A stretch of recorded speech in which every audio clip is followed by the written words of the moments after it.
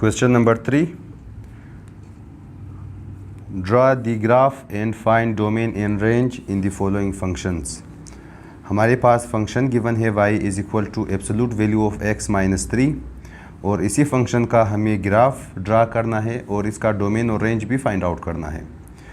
तो हमारे पास एब्सोल्यूट वैल्यूड फंक्शन हमारे पास ऐसे फंक्शन है जहाँ पर हमारे पास absolute values of x use हो और एब्सोल्यूट वैल्यूज़ ऑफ x बराबर है हमारे पास दो फंक्शन के। तो एब्सोल्यूट वैल्यू ऑफ x बराबर होगा प्लस x के अगर इफ़ हमारे पास x की वैल्यू ग्रेटर देन और इक्वल टू 0 हो, और एब्सोल्यूट वैल्यू ऑफ x बराबर होगा माइनस x के इफ़ अगर हमारे पास x की वैल्यू लेस देन 0 हो। यानी अगर हमारे पास एब्सोल्यूट वैल्यू ऑफ -5 हो तो ये बराबर होगा, हम इस फंक्शन को इस्तेमाल करेंगे क्योंकि x की वैल्यू 0 से लेस है, तो हम लिखेंगे -x की जगह आ जाएगा -5, तो इसका आंसर हमारे पास आ जाएगा +5, माइनस इंटू माइनस होगा +5। और इसी तरह अगर एब्सोल्यूट वैल्यू ऑफ +5 हो तो ये चीज़ बराबर होगा, इस केस के लिए हम इस x को उठा लेंगे क्योंकि 5 जो है वो 0 से बड़ा है, तो हम x की जगह लिखेंगे 5 और 5 वैसे ही आ जाएगा, तो एब्सोल्यूट वैल्यू ऑफ +5 हमारे पास +5 ही आ जाएगा। और इसी तरह एब्सोल्यूट वैल्यू ऑफ -5 हमारे पास वो भी +5 आ जाएगा। तो अगर हमारे पास फंक्शन गिवन हो y is equal to absolute value of x minus 3, तो हम इसका डोमेन और रेंज कैसे फाइंड आउट करेंगे। तो सबसे पहले हम लेंगे टेस्ट पॉइंट्स x और y। तो हम x की वैल्यू को -3 पुट करेंगे, -2 पुट करेंगे, -1, 0, 1, 2 और 3, और हम y की वैल्यूज़ को इन पॉइंटों के लिए कैलकुलेट करेंगे। तो सबसे पहले अगर हम x की जगह -3 पुट कर ले तो y इज़ इक्वल टू हमारे पास आ जाएगा -3 का आंसर आ जाएगा -6, और एब्सोल्यूट वैल्यू ऑफ -6 होगा +6 के बराबर, तो ये आ जाएगा +6। और इसी तरह अगर x की जगह -2 पुट कर ले तो फिर -3 का आंसर आ जाएगा -5, और एब्सोल्यूट वैल्यू ऑफ -5 आ जाएगा +5, तो इसका आंसर 5। और इसी तरह अगर हम इधर 1 पुट कर ले, -1 -3 का आंसर आ जाएगा -4, तो एब्सोल्यूट वैल्यू ऑफ -4 हमारे पास आ जाएगा +4। अगर हम 0 पुट कर ले, 0 -3 का आंसर हमारे पास आ जाएगा -3, और एब्सोल्यूट वैल्यू ऑफ -3 बराबर होगा +3 के। अगर हम 1 पुट कर ले तो हमारे पास 1 -3 और इसका आंसर आ जाएगा -2, और ये बराबर होगा +2 के, तो ये चीज़ हमारे पास +2। और अगर 2 पुट कर ले तो 2 - 3 हमारे पास आ जाएगा -1, जिसका आंसर होगा +1। और अगर हम 3 पुट कर ले तो 3 - 3 होगा 0, और एब्सोल्यूट वैल्यू ऑफ 0 बराबर है 0 के। तो हम इस x वाली वैल्यूज से हम अपनी डोमेन का अंदाज़ा लगा लेंगे, और हम ये देख सकते हैं कि हमारे पास जो x की वैल्यूज़ है वो हमारे पास माइनस में भी है और प्लस में भी है, और जो फंक्शन y है वो माइनस वैल्यूज़ और पॉजिटिव वैल्यूज़ दोनों के लिए हमारे पास डिफाइंड आंसर दे रहे हैं। तो हम ये कह सकते हैं कि डोमेन बराबर है all set of real numbers, या फिर इसकी जगह हम ये भी लिख सकते हैं फ्रॉम दी -∞ टिल +∞। यानी ये दो एंड पॉइंट हमारे पास शामिल नहीं है, इनके बीच में जो भी पॉइंट्स आएंगे वो सभी डोमेन में शामिल होंगे। और उसके बाद हम फाइंड आउट करेंगे रेंज को, और हम रेंज को फाइंड आउट करेंगे इस y की वैल्यूज़ में से। तो हम ये देख सकते हैं कि y की वैल्यूज़ हमारे पास सिर्फ पॉजिटिव में ही आ रहा है, यानी कि y की वैल्यूज़ नेगेटिव में आने का कोई चांसेस नहीं है। तो इसीलिए हम ये लिख सकते हैं कि हमारा रेंज बराबर है सभी पॉजिटिव रियल नंबर्स के बराबर, या फिर इसकी जगह हम ये भी लिख सकते हैं कि the interval which starts from 0, और 0 ख़ुद भी इंक्लूडेड है, यानी जो सबसे स्मॉलेस्ट पॉइंट है वो हमारे पास 0 ही है, और बाकी सभी पॉइंट्स इससे बड़े हैं, यानी सभी पॉजिटिव है, 0 से लेकर +∞ तक ये चीज़। और उसके बाद हम इसी फंक्शन का ग्राफ ड्रा करेंगे और उसके लिए हम एक चंद पॉइंट्स और भी लेंगे 3 से अबव।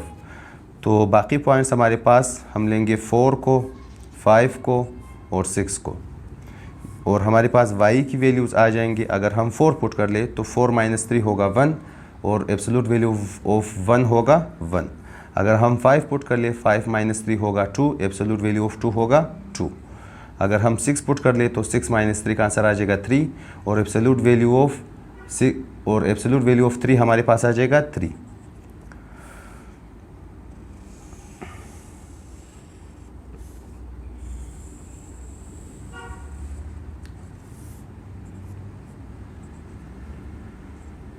ये हमारे पास y एक्सिस, ये x एक्सिस। तो हमारे पास x की वैल्यूज़ -3 से स्टार्ट हुआ है 6 तक।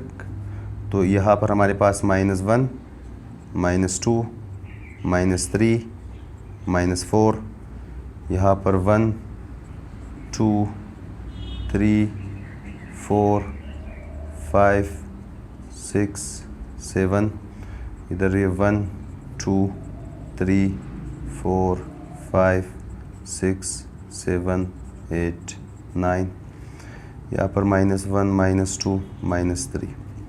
तो सबसे पहले हमारे पास जो पॉइंट है -3 पर हमारे पास y की वैल्यू 6 है।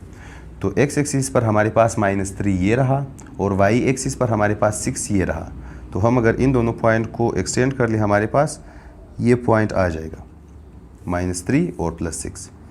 इसी तरह -2 पर हमारे पास वैल्यू है 5, तो -2 का 5 हमारे पास पॉइंट इधर आ जाएगा। और हमारे पास -1 पर वैल्यू है +4, तो ये रहा x से -1 और y से +4, तो पॉइंट आ जाएगा इधर। और उसके बाद हमारे पास 0 पर वैल्यू है 3, यानी x एक्सिस पर हमारे पास ये पॉइंट 0 है और y की वैल्यू 0 पर 3 है, तो ये पॉइंट हमारे पास आ जाएगा। इसी तरह 1 पर हमारे पास पॉइंट है 2, यानी अगर हम x को 1 पुट कर ले हमारा आंसर आ जाएगा 2, तो ये पॉइंट। और अगर हम x को 2 पुट कर ले हमारे पास y का वैल्यू आ जाएगा 1, तो ये रहा x का वैल्यू 2 और ये रहा y का वैल्यू 1, तो हमारे पास पॉइंट आ जाएगा ये। और उसके बाद अगर हम x को 3 पुट कर ले y का वैल्यू 0 आ जाएगा, तो ये x की वैल्यू हमारे पास 3 और इसी पॉइंट पर हमारे पास y की वैल्यू 0 है, क्योंकि ये y की वैल्यू 1 है, तो इसी पॉइंट पर हमारे पास y की वैल्यू 0 है, तो ये पॉइंट खुद ही आ जाएगा। और इसी तरह अगर हम 4 पुट कर ले तो हमारे पास आंसर आ जाएगा 1, यानी हम अगर x को 4 पुट कर ले हमारे पास y की वैल्यू आ जाएगा 1, तो फिर से ये पॉइंट।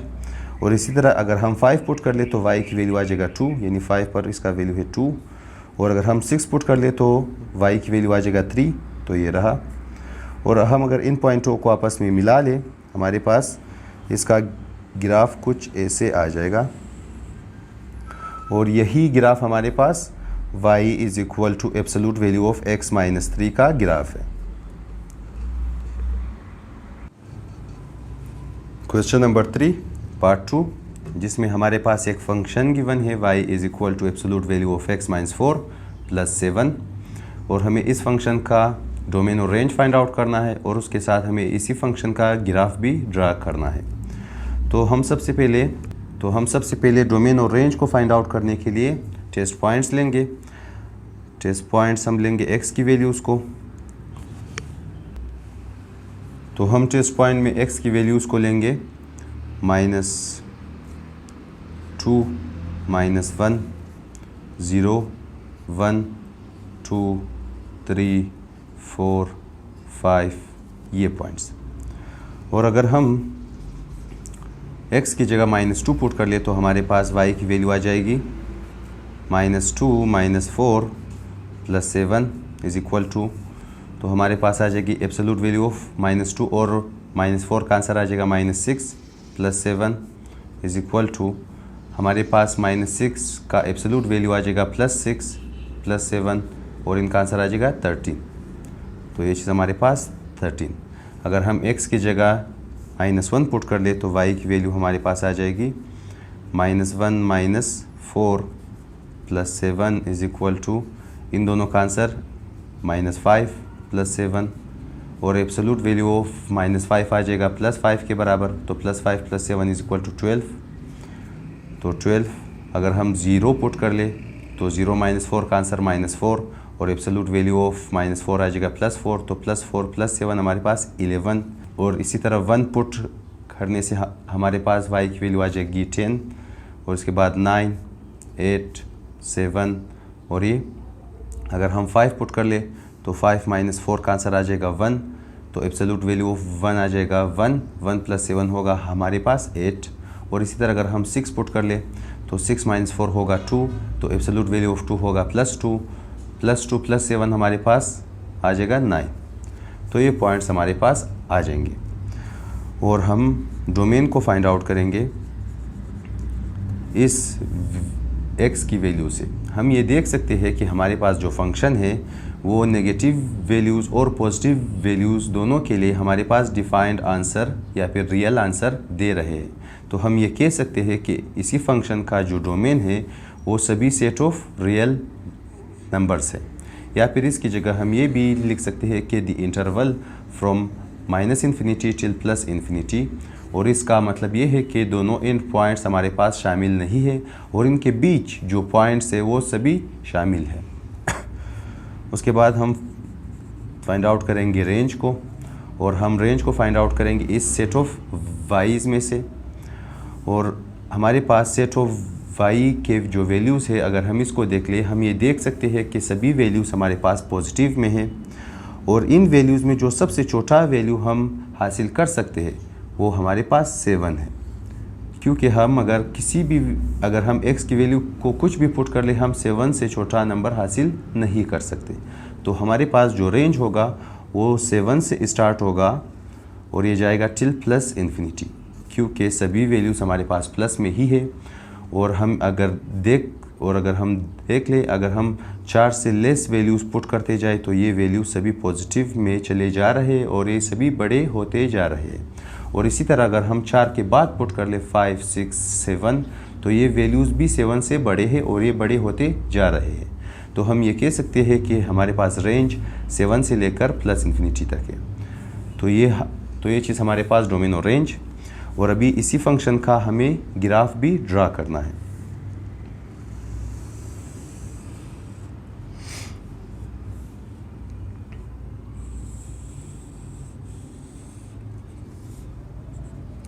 तो हम ये देख सकते हैं कि y की वैल्यूज़ हमारे पास 7 से स्टार्ट है, तो हम इस पोर्शन को थोड़ा सा ज़्यादा स्पेस देंगे। तो ये x एक्सिस, ये हमारे पास y एक्सिस, ये 1, 2, 3, 4, 5, 6, 7, 8, 9, 10, 11, 12, 13, 14, और यहाँ पर हमारे पास 1, 2, 3, 4, 5, 6, 7, 8, और इस साइड पर -1, -2, -3, -4। तो हमारे पास जो पहला पॉइंट है, x की वैल्यू अगर -2 हो तो y की वैल्यू +13 होगी। तो ये रहा हमारे पास x की वैल्यू -2 और ये रहा y की वैल्यू +13। तो हमारे पास पॉइंट तकरीबन आ जाएगा इधर। और अगर हम x की वैल्यू को -1 पुट कर ले तो y की वैल्यू +12 आ जाएगा। तो ये रहा x एक्सिस पर y की वैल्यू -1 और ये रहा 12। तो हमारे पास पॉइंट आ जाएगा ये।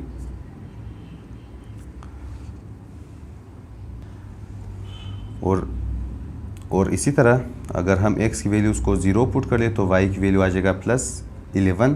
तो इस पॉइंट पर x की वैल्यू 0 है, तो हमारे पास ये रहा पॉइंट 0 और 11। और अगर हम x की वैल्यू को 1 पुट कर ले हमारे पास आंसर आ जाएगा 10। तो 1 पर हमारे पास वैल्यू होगा 10, तो ये पॉइंट। अगर हम 2 पुट कर ले हमारे पास आंसर आ जाएगा 9, तो ये पॉइंट। और अगर हम 3 पुट कर ले तो आंसर आ जाएगा 8, तो ये पॉइंट।